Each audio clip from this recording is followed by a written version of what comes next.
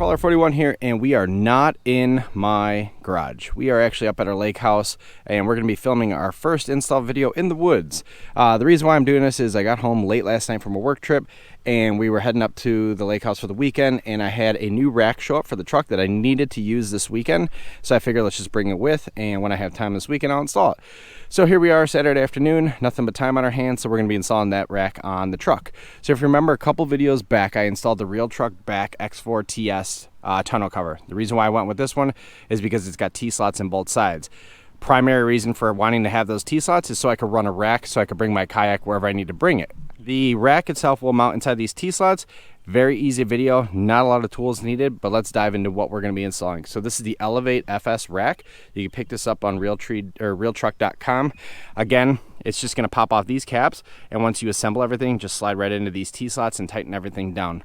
So this is part number 1118570. Let's go ahead and get everything out of the box, and I'll show you just how easy it is to assemble this guy and get it installed on the truck. All right, now that we got everything out of the box, let's take a look at what comes in the kit. Then I'll talk through a couple of the functionality benefits of this rack over what else is on the market today. So obviously you get 4 uprights, 2 for the back, 2 for the front. You're going to get 2 cross members that are going to attach on the top of those uprights. You're going to get your hardware kit, which is going to enable you to mount those uprights right to the T-slot here. And then you get some seals, and those seals are going to give you kind of a rubber bushing that goes inside this top channel here up on top of each of the cross members, so that when you're laying stuff like a kayak, it's not going to slip. It's kind of a no-slip surface. Anyway, the reason I like this rack, aside from the obvious that it's a no drill installation, it's going to mount right inside the T-slot, but there's a couple benefits to this rack over a couple of the other ones on the market. Big one is it's adjustable, so it's height adjustable, so you could have it up the top height here, or you can mount it really low. Really helpful for those folks who are running rooftop tents that don't want the tent sticking up above the cab. But also everything's aluminum, so this is not a bulky system. I know it looks bulky because it's massive, but it's very easy to move around. All the pieces are super light, but they're also very strong, right? Let's get everything out of the hardware kit here and talk through the installation. But basically what we're going to do is install these uprights on the T-slots. Then we're going to install the cross members and do that rinse and repeat on both the front and the back.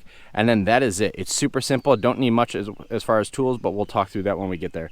All right, now that we got everything out of the kit, let's take a look at some of the adjustability and really the universal fit of this as long as you have T-slot rails. So first and foremost, you get 2 sets of T-slot bolts. You get a 1-inch bolt kit, and then you get a 1.25-inch bolt kit, and that's all dependent on the type of T-slot rail you have. You could test fit both of them. In my case, I'm going to use the 1-inch ones. Then you get 2 types of plastic adapter or plastic brackets that help the upright align on the bolts when you install it on the T-slot rail. You get a set that has basically a C channel on the bottom of it, and then you get a set that's flat on the bottom of it. So the one with the C channel is made for the raised T-slot rails like that. You can see it fits perfectly over the top of the rail. So these are the ones I'm going to be using in my case on my X4 TS. But if you have flat rails that are not protruded like this one, that's where you're going to use these flat ones. So we'll set these guys aside. We don't need those. Let's just toss them in the box. That was loud. And then what we'll do is, I went ahead on this side and I already removed the end cap, but there is a hex head key in the kit. You just go ahead and loosen it up, and this piece just slides right out. And then we're going to slide 4 bolts in on both sides, 2 for the front and 2 for the rear, and they just slide in just like that. So then what we're going to do is we're going to find the correct plastic adapter here, and I believe these are angled, so I believe they're going to angle towards the truck, towards the bed. And then what we'll do is just pop that guy over the back too. We'll get these guys out of the way for now. And then all we need to do next is go ahead and take our upright, a washer and a nut, and just go ahead and install the upright on this one. And then we're going to rinse and repeat 4 times. So let's go ahead, or I'm sorry, 3 more times.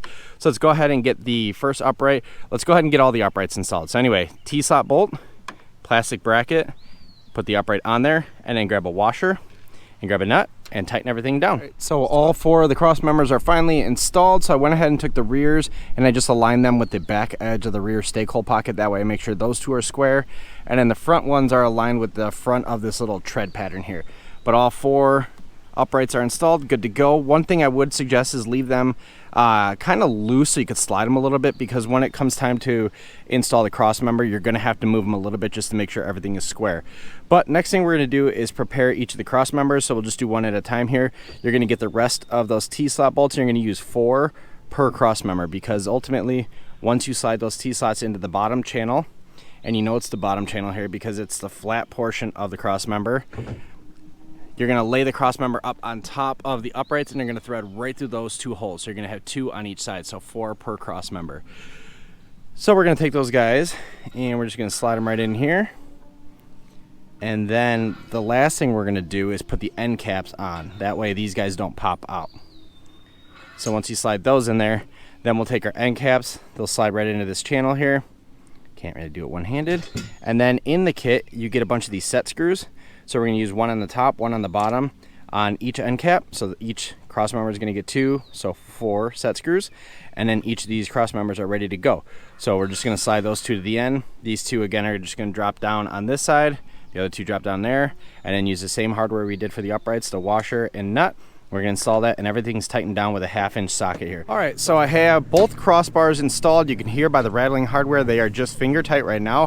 What I'm going to do is use a tape measure, and I'm basically just going to make sure the overhang on each side is the same before I go ahead and tighten everything down. And I'll tighten down the top first, and then I'll go ahead and tighten down everything in the T-slots. That way everything squares itself up. Then the last thing we're going to do is grab that rubber trim in the box, and we're just going to press that down right into here just to make sure we have a nice grippy surface on the top of the rails. Again, make sure you are installing this the right way. The rounded top is the top. The flat portion of the crossbar is on the bottom. It basically sits in this cradle here. So I'm going to go ahead and measure everything, make sure everything is nice and tidy, and then tighten everything down. We'll get that rubber seal pushed into place and take a look at the final product. All right, so the rack is fully installed. So again, just a step-by-step process. First thing you want to do is open up the T-slots if you haven't already done that. Then you're going to put the T-slot bolts in there.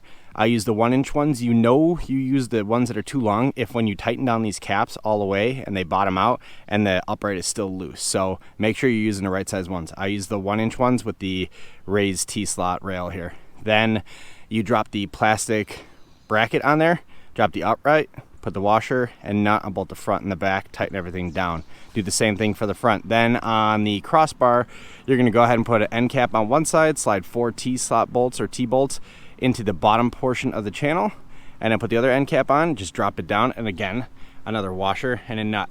And everything is done, cinched down, looks good, and it is a rock solid rack and good to go for hauling my kayak. Anyway, awesome rack, lots of features. Let's talk through some of the weight capacities here, because I know that's everyone's first question when it comes to racks, especially on Raptors and even in the Rebel world. All right, so as far as weight capacities on this rack, the first and foremost one is how much can it hold in dry state, just parked there. So 750 pounds is what the rack can handle in a static state. So basically you have a rooftop tent, you open it up, you hop in there with your significant other, and that's about the weight of everything that this can handle. So again, 750 pounds. On the road, how much weight can this handle? Well, it's 500 pounds. That's awesome. I'll never even get close to that with my kayak. My kayak's about 95 pounds, even with all the gear I have on it. But 500 pounds is what this guy can handle on the road. Off-road, so if you're really torquing the bed and everything, this thing's limited to 250 pounds. But again, I don't really think you're ever going to get that close to it because that's a lot of weight. And you have a truck bed for a reason. But anyway, 750 pounds is what this thing can handle parked. 500 pounds is what it can handle on the road, and 250 pounds is what it can handle off-road. So aside from the weight characteristics or weight capacity benefits of this guy and the adjustability, I love the fact that this thing installs without any sort of drilling or cutting, and it works with my tonneau cover. So tonneau cover clears everything, goes right in between the uprights, and allows me to keep all my cargo dry down here while hauling a kayak. And there's not many racks on the market that can do this. But with that said, thank you very much for joining me at my lake house for my first project up here. Appreciate you all. Thank you very much. If you got any questions, definitely leave them down in the comments below. I will get with you on the answers if I have them. If not, RealTruck.com definitely has all the answers, or you can give them a call if you have any specific questions for your application. This is the Elevate FS rack on my 2023 Raptor. Thank you very much. Have a good one. Bye.